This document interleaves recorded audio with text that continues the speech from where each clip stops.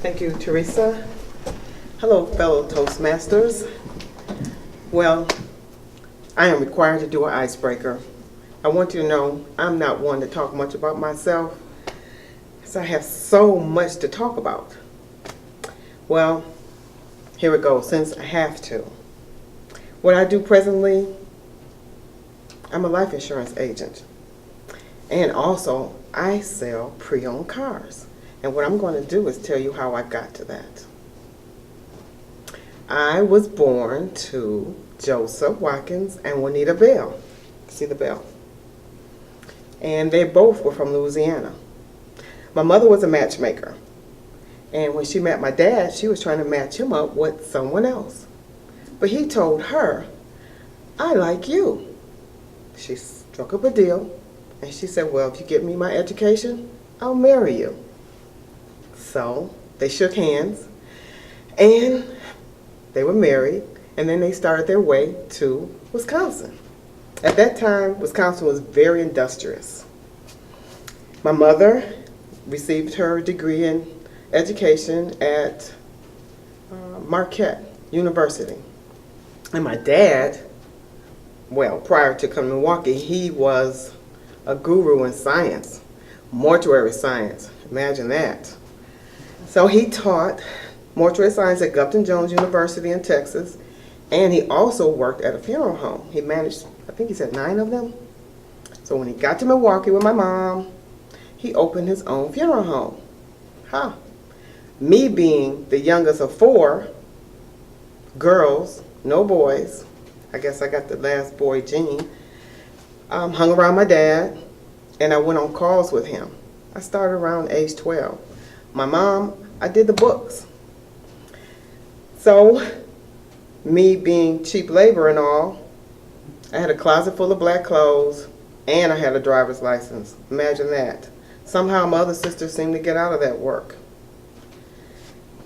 I decided to go to mortuary science school at MATC and got my funeral director's license.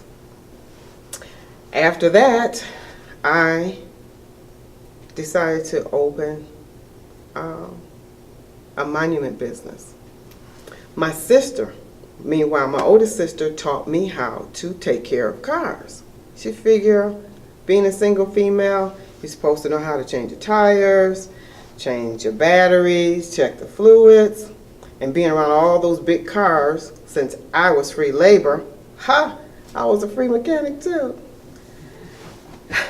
So as time rocked on, I did get married young with children, and that, didn't last too long. 12 years is long though. Then I married again. I married this wonderful guy, and I was still in my field. I opened the first monument company in the inner city called King Drive Memorials. Guess why? Because it was on King Drive. So I bid it on a Veterans Administration contract for monuments for the cemeteries. And one night, me being working as late as I do, 10:30 at night, I'm in my office, I got a call from the head director of all the cemeteries, a female at that. And she said, "Guess what, Susan, you won the contract." Never imagined I would. That bookkeeping. Is that the correct time to say Hallmark? That bookkeeping my mother taught me really worked. I crunched the numbers and it made sense. The contract mounted for 12 cemeteries for one contract. No, 12 states for one contract, 10 states for the other contract. It amounted up to $3.1 million. I was in a mentoring group, and my mentor, Kramer Crossout, put my business in the journal, and I had people coming from everywhere, teach me how to invest. Anyway, back to the story. My business ended, sadly, because of the Evergreen scam. For some reason, they thought I had something to do with it. I didn't have anything to do with it.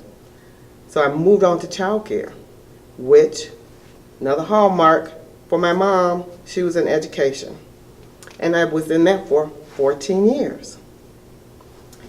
I got out of that, and now I'm back at the first love, which is helping people in a very unexpected, tragic situation, which is death. So I do life insurance, and I work side by side with the funeral homes. And my first love is cars. I don't know how that got to me. I love things that's well ran. I go to swap meets. I go to drag strips. I hang out at car mechanic shops more than I do clothing stores. When I leave here, guess where I'm going? I'm going to Advance Auto. I can't wait. I got a coupon. In between all of that, I had 2 husbands, 3 children, and a couple cats. But that's for me for right now. If you have any questions, I'll give you a business card. Maybe we can do a deal. Thank you, everybody.